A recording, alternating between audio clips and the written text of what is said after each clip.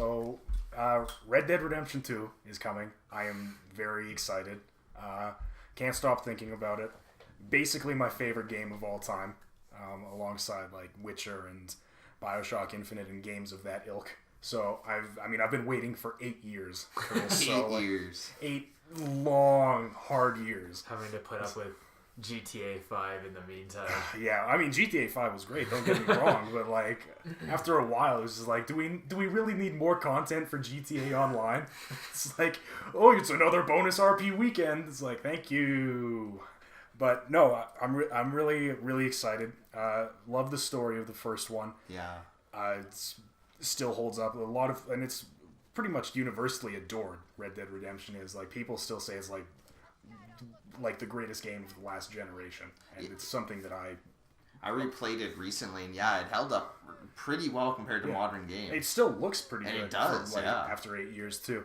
But what we know about the story of the new one, just going to jump right into it. You play as Arthur Morgan, who is a member of Dutch's gang, which is obviously a huge plot point in the first game, as you were tracking down some of your former gang members.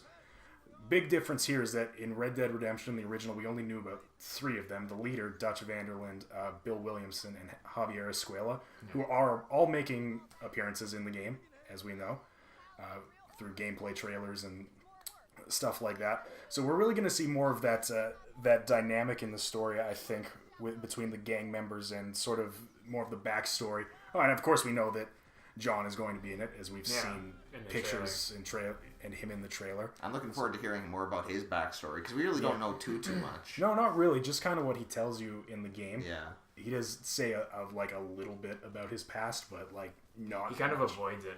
Throughout the story. In a lot of ways, he does, because he doesn't want to like revisit that part of his life, right? That's kind of a big part of the game. Mm-hmm. So it's going to be interesting seeing not just his story, but everyone else's story. I think it'll be interesting maybe if we get a shot at when he starts his family, because I know in the first game that was the whole point of it, right? Was he was trying to leave one life and continue the one life he wanted to continue with his son and wife. Yeah, well, actually, I mean, we're probably going to see his wife, because she was apparently a prostitute who like was hung out with the gang, right? Like was part of the gang, and his son actually would have been born at this point, because he was 16 in 1911, and the game takes place in 1899. Right. So he's going to be pretty young, but he's probably going to be in the game. So it'll be interesting how they incorporate that. Maybe getting that backstory to it. Yeah, definitely. And one thing, the protagonist we know almost nothing about, except he's the like second in command of Dutch's gang. He's like kind of the enforcer. He's like the debt collector, and he's kind of just the go-between for everyone. We really don't know anything about Arthur Morgan, so I'm excited to see what he has to offer. And from what I've seen, there's a lot more characters who are members of the game, like Uncle from the first game. Yeah. A character we knew absolutely nothing about was apparently part of the gang. So like you talk about a character with no backstory, that's basically Uncle, right? Yeah. So apparently he's going to be there. Okay. Which should be cool to get to know more about him.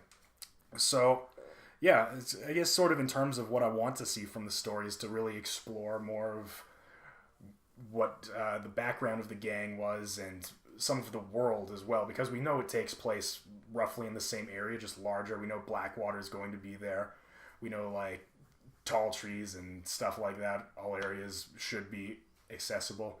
I'm not sure if we have. I think there were some like map leaks a couple years ago, but I'm not sure if those are accurate. Yeah, especially from a couple of years ago. Yeah, but it's like, are we going to see places like McFarland's Ranch or Armadillo or stuff like that? Because like, were those new settlements by the time of the first game, or were they older settlements? So, well, especially being smaller settlements, they could very well be newer settlements. Yeah, absolutely. But like Tumbleweed is a place that was abandoned in the first game. Right. Maybe during 1899 it'll still have some people living there. So that's exciting. Yeah, it's like we had to explore this world, again 12 years before the original, and I really want to see that sort of jumping into gameplay here. I want to see a lot of that exploration in the world, and sort of, because I mean the big thing with Red Dead was that it was really empty. Like the world didn't feel empty necessarily, but there was just a lot of dead space, and that's what people really loved about it in a lot of ways. was just sort of traversing through this big, beautiful open world, but like there wasn't always a lot of stuff going on. So I'd really like to see that exploration sort of come into it and maybe go into the story. And that sort of goes into my next talking point here, where the worlds and like the story sort of combining into gameplay. From I read this IGN article like a day or two after the most recent gameplay trailer came out, talking about how like basically the story isn't how it has worked in past like Rockstar games. It's more seamless. Like you're never, it's not like you go to letters on the mini map necessarily, from what I understand, and then you start a story mission. It's like everything you do sort of contributes to the larger story of the game, like how you interact in camp with your gang members and how you interact with other people in the world. That all sort of leads into the story missions and like, you know, the parts with the cutscenes and everything. It's all just one long, seamless game, basically. Yeah. So, which is really cool. Like they said in the article, like you wake up one morning and you're talking to people in the camp, and you're like in a animation drinking coffee or whatever, and you're still interacting with the world, and you just never stop, right? And then that conversation you're having might lead into a mission or like a heist or something like that, and that heist might contribute to the larger story that's going on in the game, but it might not be like a huge part, right? Which is maybe some of the most ambitious like storytelling I've ever heard of. Definitely, from a game. yeah. Like, I don't know how they would do that. They're almost incorporating BioWare's choice-based gameplay with the Rockstar games. Yeah, right? That's pretty impressive, because right now, I mean, it's pretty easy to say that BioWare leads that department in choice-based, but yeah, I think that'll be, if they can incorporate that, you know, that's some of the neatest gameplays, when your choices that you make impact your entire story. And for a game like Red Dead, I could see that being really big throughout it. And another thing, sort of piggybacking on that idea, where BioWare has like that choice-based narrative gameplay, it's almost like if you just streamline everything in a BioWare game, you're missing everything and you're going to have a really hard time, right? Yeah. So I'd really like to see that from Red Dead as well, right? Because, you know, you can just like do all the main story missions in other games, and it's like, oh, we kind of have this optional stuff. Making the optional stuff like fit well into the gameplay, I think, is really important, because even stuff in like Red Dead, like there was like some world building stuff and like some mini games and stuff like that, but you didn't have to do it. Like like most of the horseshoes and stuff like that, I didn't really bother doing. You didn't have to play liar's dice or poker or anything like that most of the time. I guess in some cases to like unlock parts of outfits.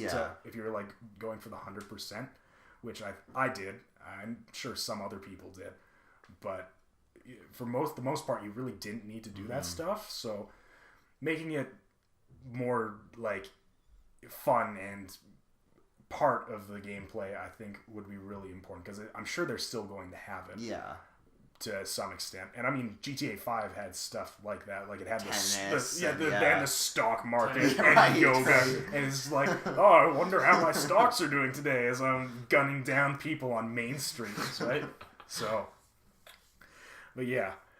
I mean, I'm really excited.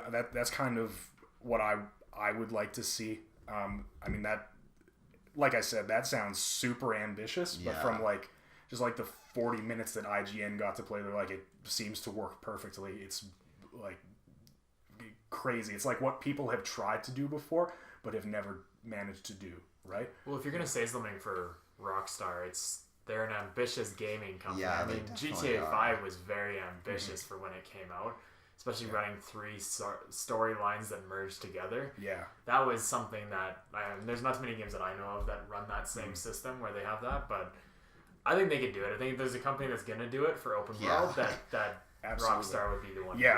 I would agree. And apparently they've been working on this game since Red Dead 1 finished. Oh, really? They've just been really good about keeping it under wraps.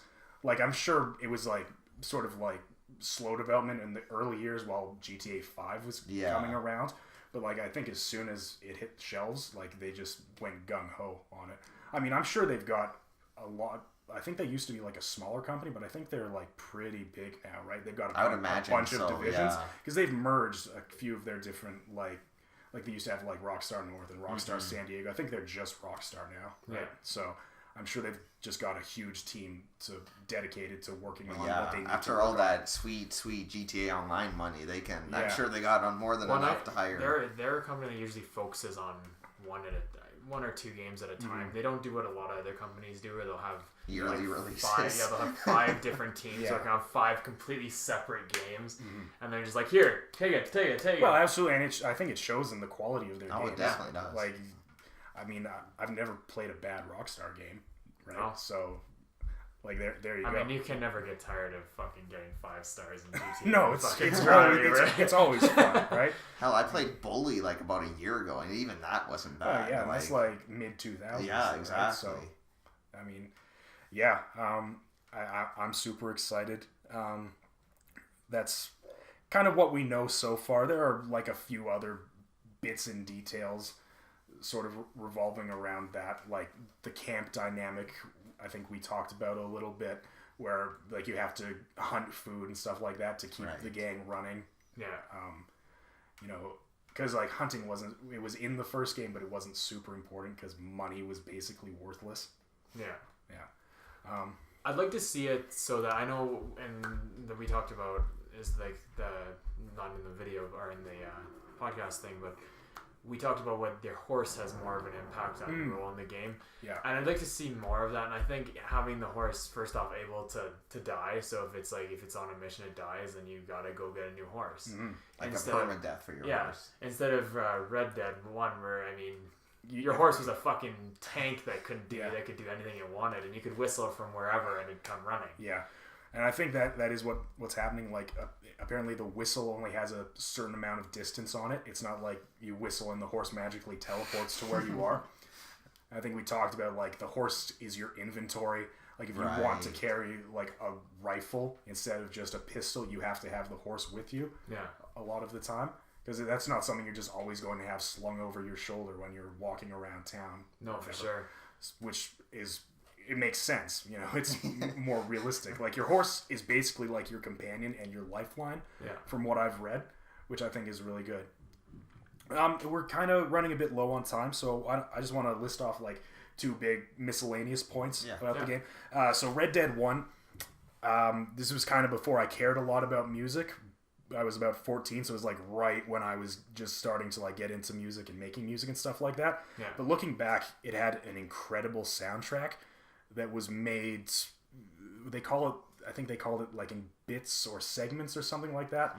They had a lot of like pre-recorded audio tracks, but a lot of the audio was designed to be, so it was all in A minor, it was all at the same tempo, and they just recorded like certain instruments, and depending on what you were doing, they would bring certain bits of it in.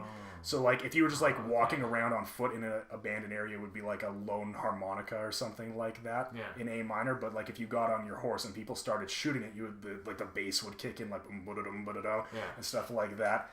And depending on where you were in the world, that also impacted. So like if you were in Mexico and that stuff was happening, you'd have the bass going and like the cymbals and like the trumpet in the background, like Mexican style. So I mean, I would love to see that. Like that's, in terms of like soundtrack design, that's probably the coolest idea I've ever seen for a soundtrack. Yeah. And I've gone back and listened to the Red Dead soundtrack, and it's honestly really awesome. Yeah. Obviously, there's no way to like get the full experience without playing the game, because certain actions are going to bring certain bits of the music in. Yeah. And a lot of the stuff on like Spotify or whatever is just pre-recorded stuff. Yeah. But I hope they do something similar. I'm not sure if they have the same composers working on it. I hope they do. It's I'm trying to remember the names of the guys. I think one of them was like Billy Elm or something like that, and there was another major composer for the first game. That might be something I should look up, but they did an amazing job. And second point I want to bring up, Red Dead Redemption had one of the best, I call them DLCs, but most people call them expansion packs, I guess, when it's a full story, like... Because Undead Nightmare was incredible. It's like which I hope they bring back for number 2. Yeah, I mean, if they didn't do any like major expansion passes for GTA 5. They did for GTA 4. They did The Lost and the Damned, and they did The Ballad of Gay Tony, which I think were both fairly successful. But I played The Lost and the Damned. I didn't play the other one. Yeah, I didn't play it either. I think they were fairly well received. I think they were pretty good back then. So I don't know. Maybe Rockstar doesn't do that anymore, but I hope they do, because I would really like to see something like that. Maybe not Undead Nightmare. Maybe something in the same vein.